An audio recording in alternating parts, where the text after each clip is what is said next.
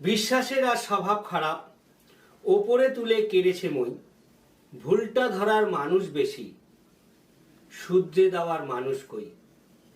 নমস্কার মিত্র, আমি Chandan Chakraborty, transformation trainer, coach ও লেখক। আর গুরুত্বপূর্ণ কিছু জানা অজানার বিষয় আপনারা আজকে জানতে পারবেন। অবশ্যই ভিডিওটা স্কিপ করে দেখবেন না, ভিডিওটা শেষ পর্যন্ত দেখুন। আর অতি অবশ্যই আমার চ্যানেলটি সাবস্ক্রাইব করুন, লাইক করুন, শেয়ার করুন, কমেন্ট করুন। মিত্র, আমরা যখন ইয়াং, প্রথম জীবনে আমরা চাকরি করলাম, ভালো ব্যবসা করলাম, কি আমরা পেশাগত যোগ্যতায় আমরা ভালো পেশার সঙ্গে যুক্ত হলাম, আমরা ভালো ইনকাম করলাম, ভালো খরচাও করলাম। যেমন ইনকাম করেছি তেমনি খরচা করেছি, কত জায়গায় ঘুরতে গেছি, পরিবারের প্রত্যেকের শখ আহ্লাদ স্বপ্ন পূরণ করেছি। কিন্তু যখন রিটায়ারমেন্ট লাইফ এলো, তখনই শুরু হলো আসল জীবনের লড়াই। এই লড়াইটা কিছুতেই যেন মেনে নিতে পারা যায় না। সারা জীবন যাদের জন্য কাজ করে এলাম, যাদের জন্য কষ্ট করে এলাম, আজকে তাদের কাছেই তুচ্ছ তাচ্ছিল্যের মানুষ হয়ে জীবন কাটানো, এটা কে চায় বলুন? কেউ চায় না।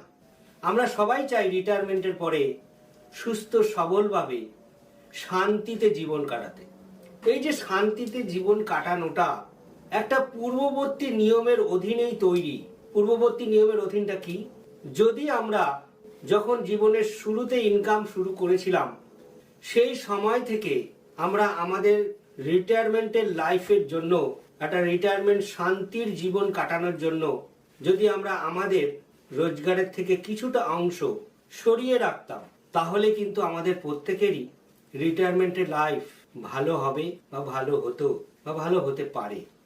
কিন্তু বাস্তবে দেখা যায় যে আমরা যখন 60-এর ঊর্ধ্ব হয়ে গেছি, তখন আমরা কেউ আমাদের সন্তানের উপর নির্ভরশীল, কেউ আমরা আমাদের রিলেটিভের উপর নির্ভরশীল, কেউ আমরা দয়া দাক্ষিণ্যের উপর নির্ভরশীল, অর্থাৎ কোনো চ্যারিটির উপর নির্ভরশীল, কেউ আবার বৃদ্ধাশ্রমে বাধ্য হয়েই চলে যেতে হয়েছে। সামান্য কিছু তহবিল ছিল, সেগুলো বৃদ্ধাশ্রমে দিয়ে আমরা সেখানে পরবর্তী জীবনগুলো কাটানোর একটা সিদ্ধান্তের জায়গা, আমাদের সিদ্ধান্তে উপনীত হতে হয়েছে। নিয়মিত সঞ্চয় থেকে নিজস্ব স্বাধীন রিটায়ারমেন্ট তহবিল তৈরি করাটাই একটা বুদ্ধিমানের কাজ।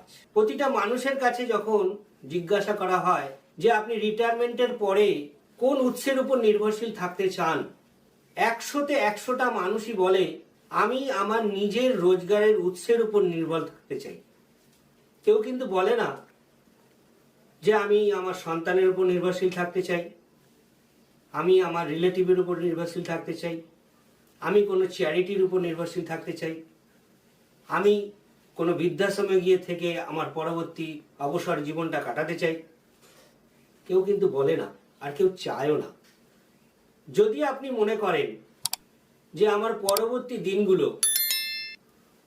বিশেষ করে অবসরের পরবর্তী দিনগুলো, আমি নিজের রোজগারের সঞ্চয় অর্থের তহবিল থেকে আমি আমার পরবর্তী অবসরের দিনগুলো সুখে শান্তিতে একটা হেলদি লাইফ কাটাতে চাই, আপনি যে টাকাই রোজগার করুন না কেন, আপনি বাৎসরিক 10 লাখ টাকা রোজগার করতে পারেন, 20 লাখ টাকা রোজগার করতে পারেন, 50 লাখ রোজগার করতে পারেন, 1 কোটি রোজগার করতে পারেন, তারও বেশি রোজগার করতে পারেন।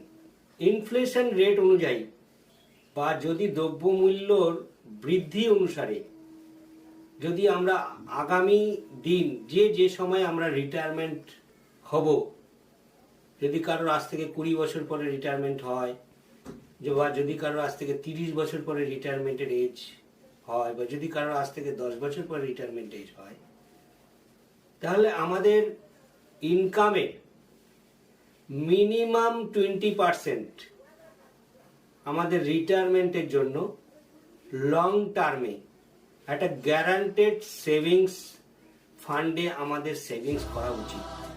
বিস্তারিত বিবরণের জন্য আপনি ডেসক্রিপশন বক্সে গুগল ফর্ম দেওয়া আছে এবং কন্ট্যাক্ট নাম্বার দেওয়া আছে, হোয়াটসঅ্যাপ নাম্বার দেওয়া আছে, আপনি অতি অবশ্যই যোগাযোগ করতে পারেন।